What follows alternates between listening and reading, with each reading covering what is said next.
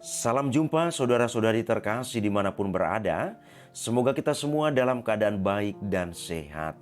Dan semoga Tuhan yang Maha Baik selalu dan senantiasa menyertai kita.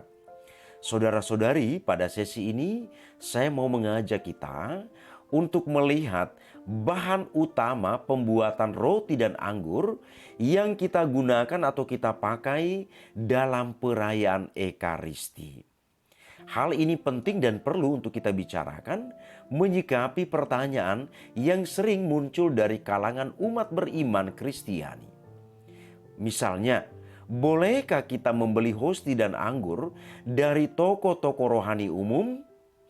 Atau bolehkah anggur misa menggunakan anggur yang biasa dijual di toko minuman keras? Saudara-saudari, kita ikuti ulasan ini supaya tidak menimbulkan kerancuan atau kekacauan dalam pemahaman teristimewa untuk bahan utama pembuatan roti dan anggur yang kita gunakan dalam perayaan Ekaristi. Saudara-saudari, Ekaristi adalah perayaan iman gereja yang sungguh amat penting. Konsili Vatikan II merujuk ke perayaan Ekaristi sebagai sumber dan puncak hidup Kristiani.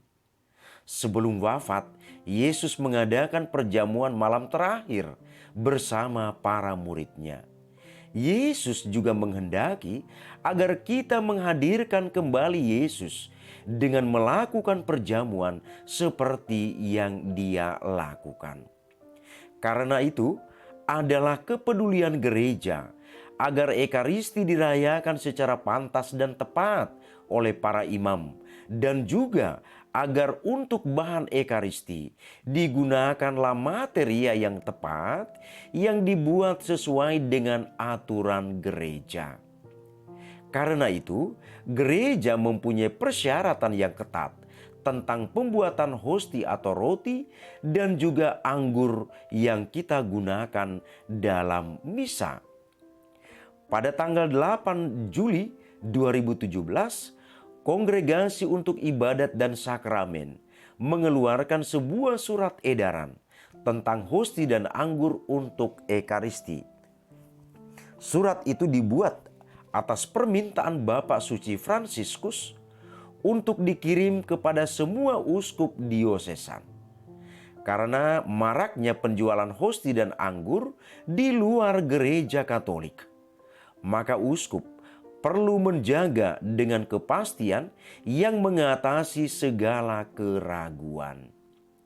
Untuk perayaan Ekaristi digunakan materia yang absah dan tepat menurut hukum gereja Katolik, baik bahannya maupun proses pembuatannya.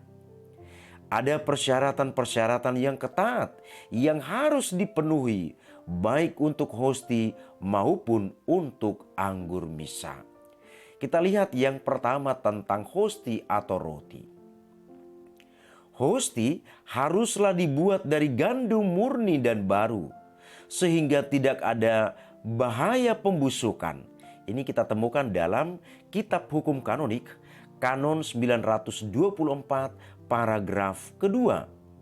Tanpa ragi, Pedoman Umum Misale Romawi nomor 320. Tidak dicampur dengan zat apapun, misalnya buah, gula, dan madu. Karena itu, hosti ekaristis harus dibuat hanya oleh mereka yang integritasnya sama sekali tidak bisa diragukan, terampil untuk membuatnya, dan mempunyai peralatan yang memadai. Ini tertulis dengan jelas dalam Redemptoris Sacrosanctum atau Sakramen Penebusan nomor 48 atau yang disingkat dengan RS.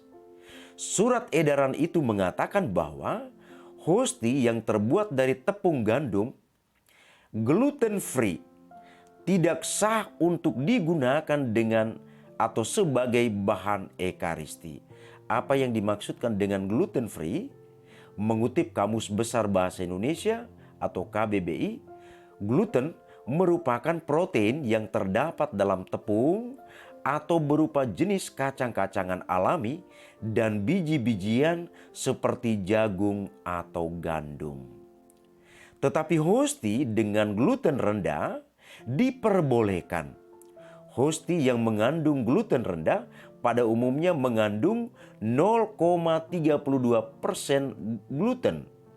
Hal ini sudah memenuhi persyaratan gluten minimal yang diminta oleh gereja untuk perayaan Ekaristi.